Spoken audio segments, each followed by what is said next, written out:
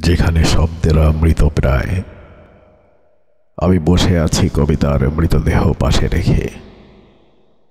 হাতের কাগজে গায়ে রক্ত নেই, তবুও প্রতিটি বাক্যে ঘাম আর দুঃখ জমে আছে।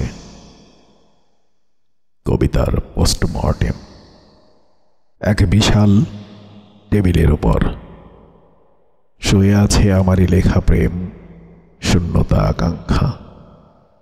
শব্দেরা ছিঁড়ে গেছে মাঝখানে, উপমার শিরায় শিরায় কেটে গেছে ভাষাহীনতার অস্ত্রে। আমি দেখি, হ্যাঁ হ্যাঁ, আমি দেখি প্রথম স্তবকের নিঃশ্বাস কেটে গেছে হঠাৎ। দ্বিতীয় স্তবকের হৃদস্পন্দন নেই বহুক্ষণ।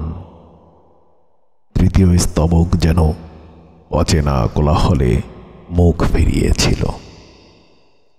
আর চতুর্থ স্তবকে শুধু তুমি, অথচ তুমি নেই, শুধু একটি স্থির নীরবতা যেন চুপচাপ বসে আছে।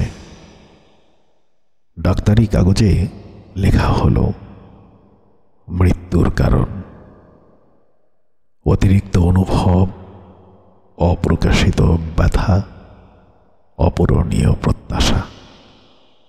তবুও কবিতার চোখ দুটো খোলা, তাকিয়ে আছে পাঠকের দিকে, যেন প্রশ্ন করে, তুমি বুঝলে তো আমাকে?